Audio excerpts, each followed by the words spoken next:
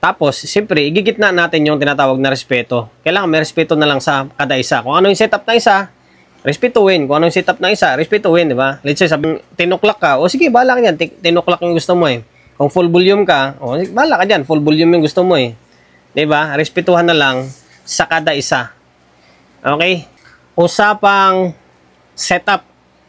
Usapang setup tayo ng mga amplifier, processor, kasi madalas nagiging bangayan din ng kada isa yung ano nga ba talaga yung tama. Full volume yung isang amplifier or 10 o'clock, 3 o'clock yung isang amplifier. Maraming nagtatanong din sa akin yan.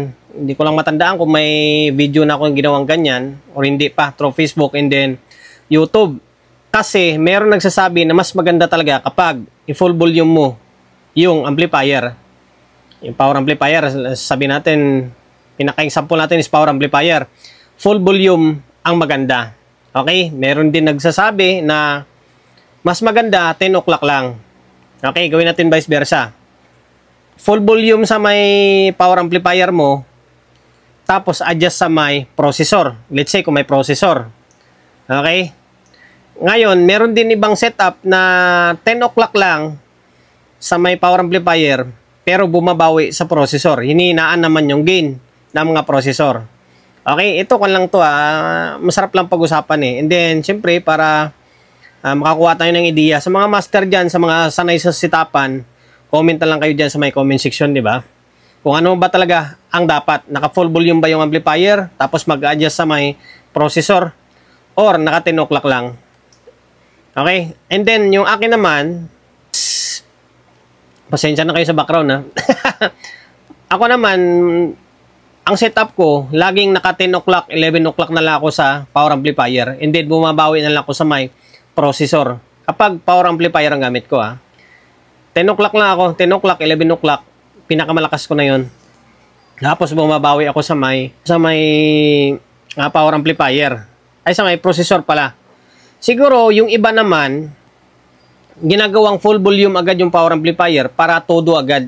Kumbaga, may lalabas mo yung todo, yung pwersa ng power amplifier mo. Tapos, least clipping or medyo hindi siya gaano magki-clip agad sa mga processor.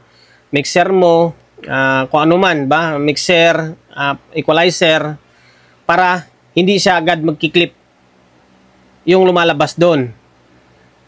Ano ba talaga, 'di ba? Pati ako, hindi rin naman ako ganun ka-master, 'di ba? Hindi hamak ng technician lang tayo. Hindi naman tayo yung magaling sa sitapan. Marunong tayo, pero yung dating ba, yung pinakamagandang paliwanag, comment nyo na lang sa may comment section. Ako kasi 10 o'clock lang. 10 o'clock lang ako, tapos bawi na lang sa may processor. Pero meron talagang iba. Talagang gusto talaga ng iba. Although, kahit nga sa may post ko sa may Facebook hati-hati rin ng opinion. Meron talagang nagsasabi na dapat full volume yung isang amplifier and then bawi sa may processor. Meron din nagsasabi na mas gusto nila 10 o'clock, 11 o'clock lang yung isang amplifier. Tapos, ganun din, bawi rin sa may processor. Kumbaga, processor pa rin magdala. Malakas ka yung processor mo, hininaan naman yung amplifier. Malakas yung amplifier, pero hininaan naman yung processor. Di ba? Ano ba talaga yung dapat? Malakas na malakas? Malakas na malakas talaga yung amplifier dapat? Or bawi na lang tayo sa processor? Medyo mahabang kwan, di ba? Mahabang usapin.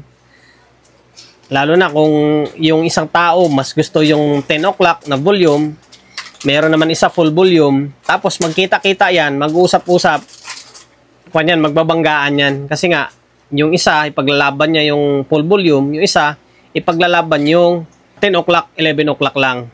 Tapos, siyempre, igigitna natin yung tinatawag na respeto. Kailangan may respeto na lang sa kada isa. Kung ano yung setup ng isa, respetuhin. Kung ano yung setup ng isa, respetuhin, di ba? Sabihin natin, kung 10 o'clock ka, o sige, bahala ka dyan, 10 o'clock yung gusto mo Kung full volume ka, o sige, bahala ka dyan, full volume yung gusto mo Di ba? Respetuhan na lang sa kada isa. Okay? Pero kung ako tatanungin nyo, kung ano pinaka-setup ko, 10 o'clock lang ako. Okay, 10 o'clock, hindi ako nag-full volume. Minsan kasi delikado yung full volume. Kunting mali lang, kunting static lang. Sabi natin yung mga input ng mic mo, o input ng mga, yung sabi natin yung audio input mo, konting static lang nun, malakas na yung feedback nun sa amplifier, mas prone siya sa sira. Kasi nga, yung gain nun, or signal mapasok is napakalakas. Okay? Para lang sa akin yan. Depende na lang yan. Siguro, sabi naman ng iba, hindi, kung amplifier, matibay naman, di ba? Okay lang naman yan. Para lang sa akin yan. Based sa experience or sa observation ko bilang technician, di ba? Okay, hanggang dito na lang.